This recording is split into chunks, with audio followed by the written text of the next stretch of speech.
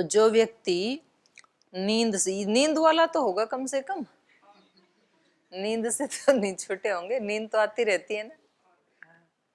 तो ये या जिस धृति के द्वारा, ये तामसिक धृति है, फिर जिस धृति के द्वारा स्वप्नम न विमुंचति, भयम न विमुंचति, शोकम न विमुंचति, विषादम न विमुंचति, मदम एव च न विमुंचति, सा धृति दुर्मेधा। उस धृति को क्या कहा?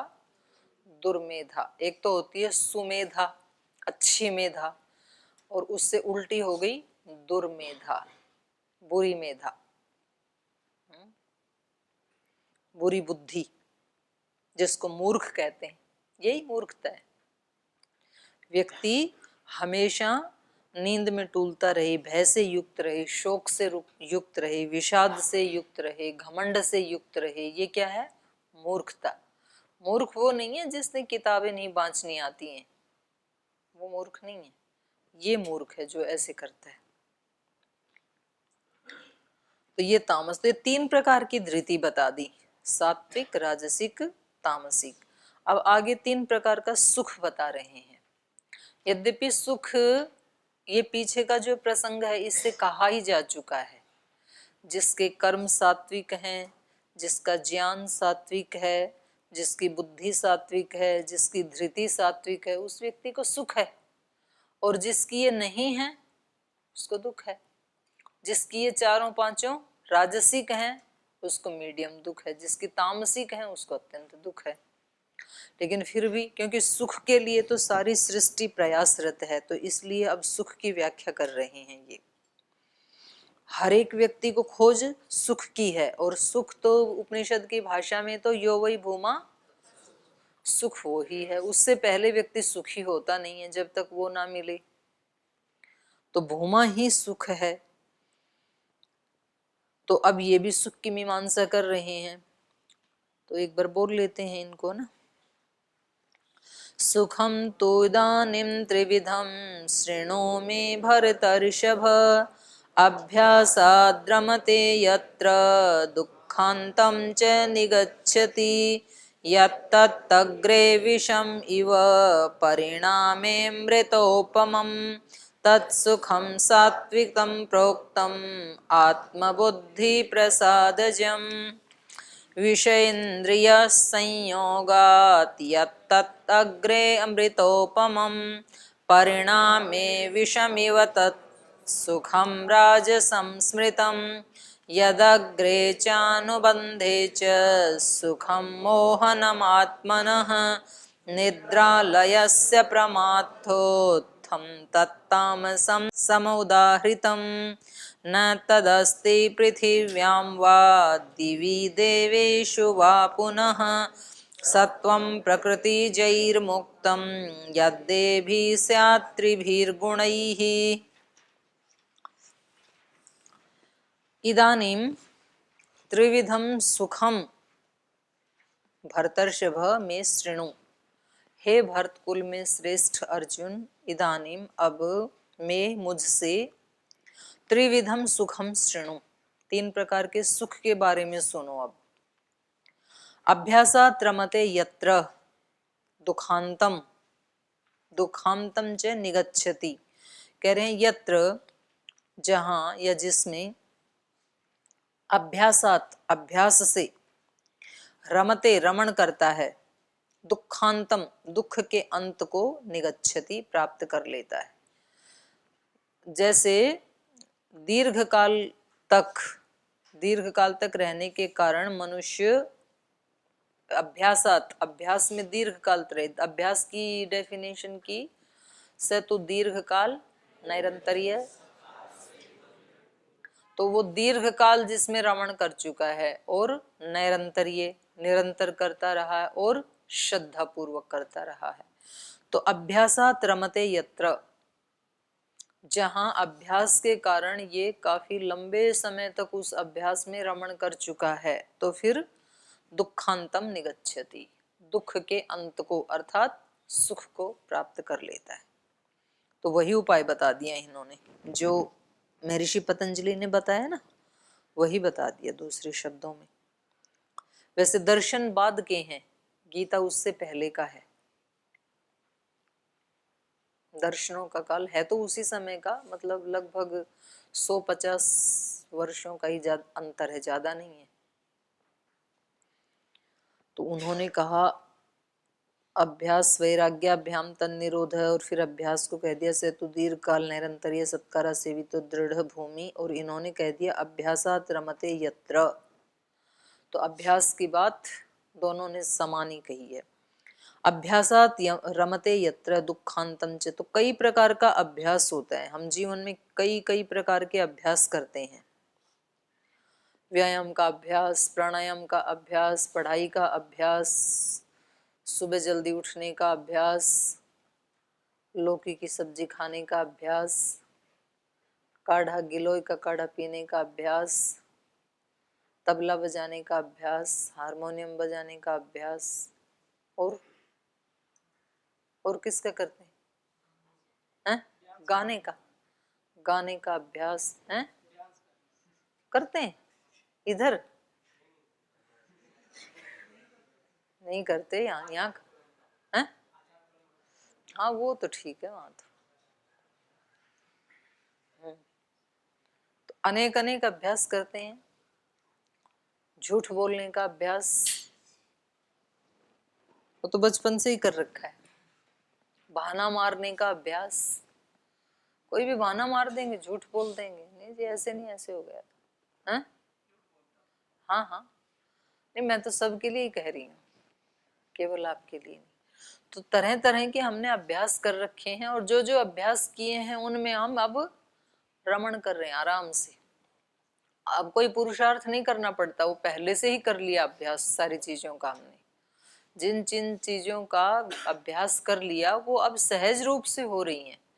बहाना सहज रूप से मारा जाता है, झूठ सहज रूप से बोला जाता है, खाना सहज रूप से खाया जाता है, क्योंकि खाते खाते कितने वर्ष हो गए, अभ्यास कर लिया, सब काम आराम से हो रहे हैं। ये वाला अभ्यास नहीं किया। लेकिन दुख के पार जाने का, कभी कभी यहाँ सुनते हैं तो थोड़ी देर के लिए करते हैं अभ्यास, फिर वो छूट जाता है, फिर वही संस्कार आके घेर लेते हैं हमें पुराने वाले। एक दो दिन व्यक्ति जागरूक रहता है ना, तो तब तो वो ठीक कर लेता है उसको, वे मेरे को दुखी नहीं होना है, कैसी भी सिचुएशन आए मेरे को, तो उसको याद रहेगा तब तो वो निकल जाएगा, उसमें नहीं फंसेगा। याद नहीं रहे तो तुरंत आके दबोच देगी वो स्थिति। 2-4 दिन तो अभ्यास कर लेता है व्यक्ति कि अब मेरे को ना रोजाना 1 घंटा व्यायाम करना है, फिर 5-7 दिन के बाद फिर वैसे ही उठते ही नहीं है। फिर 2-4 दिन आप बिल्कुल अपडेट रहते हैं, हर नियम में टाइम पे जाना, हर नियम को श्रद्धा पूर्वक करना, फिर 4-5 दिन के बाद फिर वही संस्कार आ जाते हैं। होता है कि नहीं? ऐसे होता है जीवन में, होता है ऐसे, ऐसे होता ही है, क्योंकि हमने उसका लंबा अभ्यास नहीं किया। तो एक बार यदि हमने इसको दुख के पार जाने का अभ्यास थोड़ा लंबे समय तक कर लिया, तो फिर दुखांतम निगच्छति, फिर उस दुख को प्राप्त कर लेता है व्यक्ति, सुख को प्राप्त कर लेता है।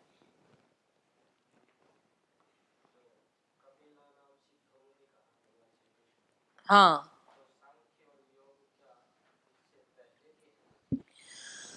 सांख्य वाला तो ना, जो कपिल ऋषि ने जो सूत्र लिखे हैं वो तो 20-21 सूत्र ही हैं, जो आपने पढ़े ना, तत्व समास, उतना ही लिखा उन्होंने। बाकी का ये जो अभी हम पढ़ते हैं ये उनके शिष्यों ने लिखा। ये इसका काल महाभारत के बाद का है, सभी दर्शनों का, 6 दर्शनों का। और इसमें सबसे अंतिम ऋषि जो है वो जैमिनी है, मीमांसा वाले, पूर्व मीमांसा वाले। तो महर्षि दयानंद ने ऐसे बताया कि ये ऋषि परंपरा जो है ये जैमिनी पर्यंत चली, उसके बाद ऐसा ऋषि नहीं हुआ जैमिनी के बाद जो ऐसे शास्त्र रचना कर सके। तो कोई शास्त्र बना नहीं इनके बाद, दर्शनों के बाद कोई शास्त्र नहीं बना। तो इसलिए, और कुछ तो इसको भी, इसमें भी आपने पढ़ा ना अभी, जो अपने ये विज्ञान भिक्षु जी हैं, तो इन्होंने तो और भी 100 सूत्र उसमें डाले हुए हैं। फिर उदयवीर जी ने उसमें से प्रक्षिप्त बता के हटा रखे हैं। तो इन सूत्रों के ऊपर काफी अभी तक भी ये सुलझा नहीं है सांख्य वाला। फिर उन्होंने कारिका ही बना दी ईश्वर कृष्ण जी ने।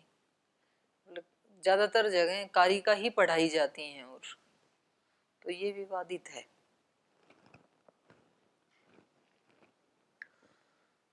आगे कह रहे हैं यत् तद अग्रे विषम इव परिणामे अमृतोपमम तत्सुखम सात्विकम प्रोक्तम आत्मबुद्धि प्रसादजम। इसको निशान लगा लो, है ना, और याद कर ही लेना कल इसको तो, और इसको हमेशा याद रख ही लेना। अच्छा सा श्लोक। यत तद अग्रे विषम इव, जो शुरू में कैसा दिखता है, विष जैसी। यत तद अग्रे विषम इव परिणाम में अमृतोपमम, और परिणाम में अमृत जैसा है, परिणाम उसका अमृत जैसा आने वाला है। तत्सुखम सात्विकम प्रोक्तम, उस सुख को सात्विक कहा है। आत्मबुद्धि प्रसादजम, और वो सुख कैसा है, आत्म बुद्धि को निर्मल करने वाला, आत्मा को और बुद्धि को निर्मल करने वाला है। आत्म बुद्धि प्रसादजम। तो हमें आप ये देख लेना, जो जो काम करने में अच्छा नहीं लगता है, पढ़ाई करते समय ना विद्यार्थी को अच्छा नहीं लगता है, विष जैसे लगता है। क्लास में आना, याद करना, फिर याद करके याद रखना, तो बड़ा उसके ऊपर, दिमाग के ऊपर ना, क्योंकि दिमाग को हमने आदत संस्कार डाल रखे हैं फ्री रहने की, और जब उसको एकाग्र होना पड़ता है किसी विषय में, कहीं बंधना पड़ता है, तो फिर वो विद्रोह करता है अंदर अंदर से मन, और फिर भी पढ़ना पड़ता है तो फिर वो विष जैसे लगता है। यत् तद अग्रे विषम इव, हमें सात्विक आहार, बिना मिर्च मसाले वाले आहार शुरू में खाने में विष जैसे लगते हैं, कहाँ फंस गई, और परिणाम में वो अमृत जैसे, उनका परिणाम क्या आने वाला है, बहुत सुमधुर आने वाला है। जिस व्यक्ति ने अपने मन को साध लिया, मन तो चाहता ही है कि नए नए विषय मिले, मन को एक ही जैसे विषय में आनंद नहीं आता है। इसलिए आपको पता है जब मंत्र का आप जाप करते हैं तो नींद आ जाती है। नींद क्यों आती है, मन कहता है एक ही एक शब्द सुनाई जा रहा है। कोई माँ अपने बच्चे को गोद में लेके और लोरी सुनाती है ना, तो बार बार उसको सो जा राजा बेटा, सो जा राजा बेटा, सो जा राजा बेटा, सो जा, 2-3 बार तो सुनता है राजा बेटा। अब माँ ने पकड़ रखा है, अब भागने का भी कोई उपाय नहीं है, तो उसको लगता है इससे अच्छा फिर अंदर नींद में भाग जाऊं, पर भागना चाहता है मन, क्योंकि बार बार उसको सुनना नहीं चाहता है, उसको कुछ ना कुछ नया चाहिए। इसीलिए तो हमारा मन हमेशा ऐसे ऐसे ऐसे घूमता है, उसको कुछ तो नया चाहिए, उसको एक ही जैसा नहीं चाहिए, ये मन का स्वभाव है। तो इसलिए कुछ लोगों को ना, उनको मंत्र पाठ करते हैं, मंत्र पाठ हम कर रहे हैं उधर, वो सो जाते हैं आराम से, क्योंकि उनको सुनते सुनते अब उनका मन कहता है यज्ञशाला से तो दीदी उठने नहीं देगी, तो कहीं भाग तो सकते नहीं है, तो चलो अंदर ही भाग जाते हैं, फिर तो अपने नींद में भाग जाते हैं। मन को तो भागना है कहीं ना कहीं। तो ये विष जैसे लगता है, इस तरह से कुछ अनुष्ठान करना, जाप करना, तप करना। आप बैठे हैं ध्यान में, अब अंदर कुछ मिल नहीं रहा है, और बाहर तो इतनी देर में आप 10 खबर लेके आते, इस कमरे में जाते, उस कमरे में जाते, किचन में जाते, यज्ञशाला में आते, तो कितनी सारी इंफॉर्मेशन मिलती। बैठे हैं ऐसे ही, तो आपका मन कहता है बस हो गया, बहुत हो गया, अब कुछ उठ भी ले, यहाँ से पढ़ाई भी कर ले। फिर वो कभी पैर दुखाने लगता है, कभी मच्छर काटने लगते हैं, कभी खुजली लगती है, कभी वॉशरूम आता है, कुछ ना कुछ तो करेगा मन आपको उखाड़ने के लिए। और उसको यदि अंदर कुछ मिलने लग गया ना, फिर वो बाहर नहीं आएगा, क्योंकि उसको चाहिए, नई नई खोज करना चाहता है, उसको कुछ नया चाहिए। और नया तब मिलता है जब व्यक्ति हिम्मत करके बढ़ता रहे एक रास्ते के ऊपर, तब मिलता है, और नहीं तो फिर भटकता रहता है इधर उधर। अगर वो टिकता ही नहीं है तो ना फिर उसको संसार में कुछ मिलता है, ना उसको अपने अंतर जगत में कुछ मिलता है। संसार की चीजें भी तभी मिलती हैं जब आप धैर्य पूर्वक लगे रहते हैं। अब पढ़ाई में कोई व्यक्ति लगा ही रहे 5 साल 10 साल 15 साल, तो फिर एक दिन वो विद्वान बन ही जाएगा। लेकिन कभी क्लास में गया, कभी बहाना मार दिया, कभी खेत में गया, कभी यज्ञ में गया, कभी इधर उधर ऐसे ही घूमता ही रहा, तो मन लगाया नहीं पढ़ाई में, तो फिर ये सारा टाइम ऐसे ही चला जाएगा, फिर नहीं कुछ भी हाथ आने का है। साधना में मन लगाया ही नहीं, कभी 5 मिनट बैठे, कभी 10 मिनट बैठे, फिर उठ गए, बोल दिया ऐसे खाली बैठने से क्या फायदा है, इससे अच्छा तो कोई प्रोडक्टिव काम करें, इससे अच्छा तो कुछ याद करें। तो मन हमारा बड़ा चालाक है, बड़े हेतु देता है, और वो तर्क हमें बड़े सटीक मालूम पड़ते हैं कि कितने सही तो कह रहा है बिल्कुल हमारा मन, तो बिल्कुल सटीक लगते हैं वो। तो फिर ये व्यक्ति मतलब 5-10 साल के बाद भी कभी इसका आसन सिद्ध होता नहीं है, ना आसन सिद्ध होता है, ना मन सिद्ध होता है, ना विचार सिद्ध होता है, क्योंकि उसका अभ्यास किया ही नहीं। जैसे थोड़ा दुख आया फिर उसको हटा दिया, उस दुख को हटाने के लिए किसी सुख की तलाश में चला, जब इसको और भी कुछ नहीं मिला तो पेपर उठा लिया, पेपर नहीं मिला तो टीवी खोल लिया, टीवी से भी उब गया तो कहीं मित्रों के साथ फोन लगा लिया, मित्रों ने भी फोन नहीं उठाया तो सोशल मीडिया पे व्हाट्सएप फेसबुक खोल लिया। इसको कुछ चाहिए लेकिन सुख के लिए, इसको लगता है इसमें नहीं इसमें सुख है, इसमें नहीं इसमें सुख है, इसमें सुख है। और ऐसे ये फेसबुक व्हाट्सएप और जो सोशल मीडिया टीवी अखबार ये सब पढ़ते पढ़ते पढ़ते 20-25 साल 50 साल 60 साल बिता दिए, स्थिति वो की वही आज भी। इससे अच्छा एक जगह यदि ढूंढते लगे ही रहते तो कुछ ना कुछ मिल गया होता अब तक। फिर उसके बाद 50 साल के बाद शरीर की शक्तियां हैं वो क्षीण होने लगती हैं फिर, और कुछ अभ्यास बढ़ जाते हैं, गलत अभ्यास, इंद्रियां कुशल हो जाती हैं, तो अब ना चाहते हुए भी वो करना पड़ता है। किसी व्यक्ति को एक बार कोई लत लग गई तो फिर उसको हटाना बड़ा मुश्किल है। अब शक्तियां रही नहीं, इधर से संस्कार बढ़ गए न बैठने वाले, तो अब तो मतलब कोई चांस ही नहीं है 50 साल के बाद तो। इसलिए समय रहते चाहे वो विष जैसा भी दिखे शुरुआत में, तो भी अगर वो परिणाम में कुछ अच्छा देने वाला है तो उस अभ्यास को करना चाहिए। तो इसलिए इन्होंने कहा यत्तद अग्रे विषम इव परिणामे अमृतोपमम, और जिन्होंने ऐसा किया उनको वो अमृत मिला, उनको परिणाम में अमृत मिला। तो उस सुख को इन्होंने सात्विक कहा, क्योंकि सात्विक सुख के लिए पहले तप करना पड़ता है, अष्टांग योग का पालन करना पड़ता है, सभी इंद्रियों के ऊपर संयम करना पड़ता है, वाणी के ऊपर संयम बहुत कठिन, नहीं तो व्यक्ति कुछ ना कुछ तो बोल ही देता है और वहीं से झगड़े खड़े हो जाते हैं।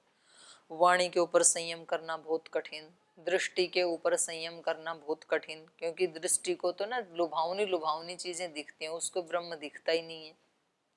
कानों के ऊपर संयम करना और कठिन, क्योंकि कानों को अच्छे अच्छे शब्द चाहिए, या तो उसको भजन अच्छे लगेंगे, या गाने अच्छे लगेंगे, या किसी की निंदा चुगली अच्छी लगेगी, या फिर किसी का क्रिटिसाइज कोई कर रहा है वो अच्छा लगेगा, उसमें सारा टाइम चला जाता है। उसको रोकना, आपको पता है जो आपके दोस्त आके आपके सामने किसी इधर उधर की बातें सुनाते हैं, न्यूज़ देते हैं, चलते फिरते न्यूज़ चैनल होते हैं, तो वो बड़े अच्छे लगते हैं। एक दिन वो ना आए तो आपको लगता है आज वो कहाँ गया, आज तो पता ही नहीं चला कि गुरुकुल में क्या हो रहा है क्योंकि वो सारी न्यूज़ सुनाया करता था।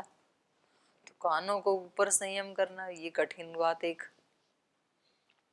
फिर जिह्वा पे, इसको अच्छा अच्छा खाने को चाहिए रोजाना, रोजाना अंकुरित देने लगे तो मतलब बड़ा विद्रोह करती है वाणी, उसका पूरा ढिंडोरा पीटते हैं। फिर अजी हमारे यहाँ तो रोज अंकुरित देते हैं, रोज हमारे यहाँ तो खिचड़ी देते हैं, रोज दलिया देते हैं। इसको जिह्वा को संभालना महा कठिन। फिर मन को संभालना तो सबसे ही ज्यादा कठिन। वो तो एक क्षण किसी एक विषय पे रुकता नहीं है, या तो भूतकाल में, या तो भविष्यत काल में, या तो भूतकाल की कोई स्मृति आएगी या भविष्य की कोई योजना आएगी, या तो पीछे का आएगा या तो आगे का आएगा। आप कभी देखना इसको बैठ के, केवल देखना, जस्ट ये करता क्या है। 1 मिनट में आप पागल हो जाएंगे कि ये क्या चल रहा है अंदर, क्यों क्यों चल रहा है, इसका प्रयोजन क्या है, मिलना क्या है इससे। तो इन सब को, इंद्रियों को, शरीर को, बुद्धि को, मन को, धृति को शुरू में रखना संयम करके, ये विष जैसे ही लगता है, छोड़ो ना, जो होगा हो जाएगा, आनंद से जियो, ऐसे सोचता है व्यक्ति, तो अभ्यास करता ही नहीं है। तो परिणाम में फिर उसको क्या मिलता है, मौत, मृत्यु, विष, दुख, पश्चाताप, ग्लानि, रुदन, इसके अलावा जीवन में कुछ हाथ नहीं आता है। लेकिन अब रोने से कुछ नहीं मिलेगा, चिड़िया चुग गई खेत, अब क्या आना है हाथ में।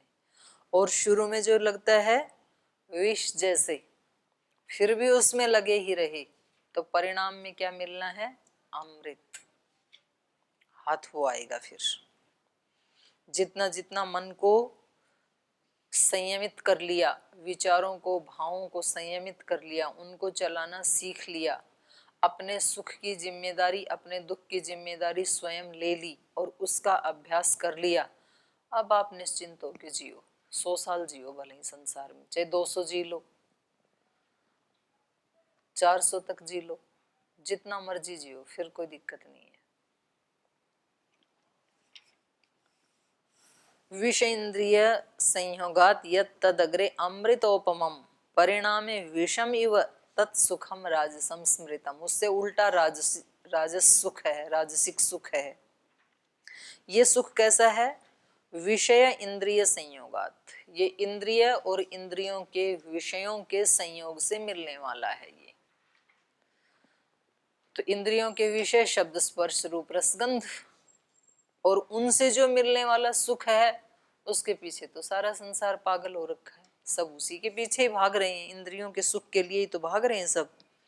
विषय इंद्रिय संयोगात, और वो सुख कैसा है, यत् तत् अग्रे अमृतोपमम, वो शुरू में कैसा लगता है, अमृत जैसा। किसी की शादी होती है ना जब, तो उनको पति पत्नी एक ऐसा आकर्षण होता है कि उनको लगता है सारी दुनिया इसी में बसती, फिर थोड़े दिन के बाद तलाक हो जाता है। और तलाक नहीं भी हो तो मैंने ज्यादातर बुजुर्गों को देखा वृद्धावस्था में झगड़ा करते हैं। 50-60 साल की उम्र के बाद ना माता पिता आपस में झगड़ा करते हैं, वो बच्चों के सामने, मतलब वैसे जोर वाला झगड़ा तो नहीं करते हैं, जोर का तो हल्का हल्का झगड़ा करते रहते हैं। माता जी वो अपने बच्चों के सामने अपने पति की, मतलब पिता की शिकायत, अरे इसने सारी जिंदगी किया ही है, इसको हमने भुगत रखा है, ये ऐसा रहा है, और वो अपनी पत्नी की, तो दोनों एक दूसरे को, तो वो कहाँ गया वो सुख, वो तो खो जाता है, थोड़े ही दिन में खो जाता है। और आजकल तो वो भी इतना लंबा, जो 50-60 साल तक पहुंच गए, वो भी पुराने जमाने की बात है। अभी जो बहुत ज्यादा आकर्षण होता है, वो तो 2-4 महीने में, 6 महीने में ही फिर तलाक हो जाते हैं या तो झगड़े हो जाते हैं फिर। और शुरू में कैसा लगता है वो सुख, अमृत जैसा। परिणाम विषम इव, परिणाम कैसा आता है, जहर जैसा। फिर कहते हैं इस घर में या तो यही रहेगी या तो मैं ही रहूंगा, दोनों में से एक को रख लो। अब माता पिता की मुसीबत है, तू 6 महीने पहले तो कह रहा था उसी को ही लाऊंगा, अभी कह रहा है या तो ये रहेगी या तो मैं रहूंगा, तो क्या कर सकते हैं, वो विष जैसे दिखने लगते हैं। फिर आपकी किसी ब्रह्मचारी के साथ दोस्ती होती है, फिर कहते हैं भाई ज्यादा जो है ना, ज्यादा दोस्ती मत करो इनसे, बोले ना जी इनके साथ ही रहेंगे। फिर उनके साथ रहते रहते थोड़े दिन के बाद झगड़ा हो जाता है। अब कहते हैं गुरुकुल में या तो ये रहेगा या मैं रहूंगा, और कमरे में तो बिल्कुल नहीं रहूंगा, इस वाले कमरे में बिल्कुल नहीं रहूंगा। तो चलो कमरे में भी अलग कर दिया तो कहीं ना कहीं तो मिलेंगे, भोजन में मिलेंगे, व्यायाम में मिलेंगे, तो भी मतलब उनकी वो जो एनर्जी है ना, नेगेटिव एनर्जी, वो एक्सचेंज होती रहती है। तो किसी ना किसी बात को लेकर के दोनों परेशान रहते हैं। वो भी उससे परेशान, वो भी उससे परेशान। और किसी के सामने बात करने को मिल जाए तो वो उसकी चर्चा करेगा, वो उसकी चर्चा करेगा, क्रिटिसाइज करेंगे। तो ये क्या है? परिणाम में विषम इव, ये राजस सुख है। तो ये विषय और इंद्रियों के संयोग से उत्पन्न होने वाला जो भी सुख है, बस इतनी इन्होंने परिभाषा कर दी। इंद्रिय और इंद्रियों के विषयों के संयोग से उत्पन्न होने वाला सुख। यत्तद अग्रे अमृतोपमम, शुरू में तो वो अमृत जैसे लगता है, बहुत अच्छा लगता है। परिणामे विषम इव, लेकिन परिणाम में वो जहर जैसा है। तत्सुखम राजसम स्मृतम।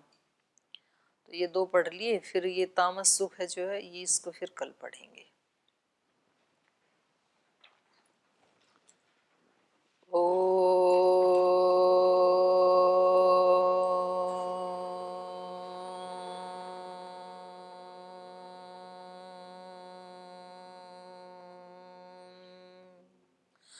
शांति शांति शांति। श्री गुरुभ्यो नमः।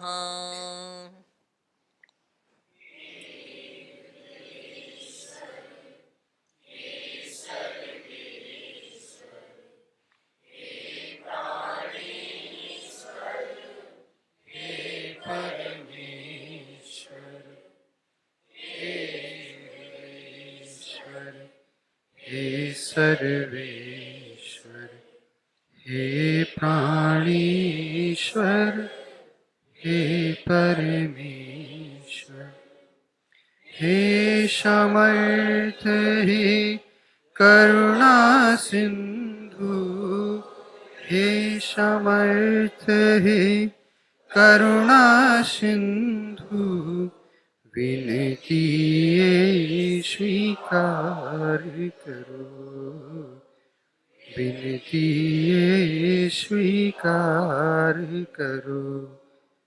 भूल दिखा कर उसे मिटा कर, भूल दिखा कर उसे मिटा कर, अपना प्रेम प्रदान करो, अपना प्रेम प्रदान करो। पीर हरो हरि, पीर हरो, पीर हरो हरि, पीर हरो, पीर हरो हरि, पीर हरो, पीर हरो हरि, पीर हरो। हे हृदयेश्वर, हे सर्वेश्वर, हे प्राणेश्वर, हे परमेश्वर, हे प्राणेश्वर, हे परमेश्वर, हे प्राणेश्वर, हे परमेश्वर। श्री गुरुभ्यो नमः।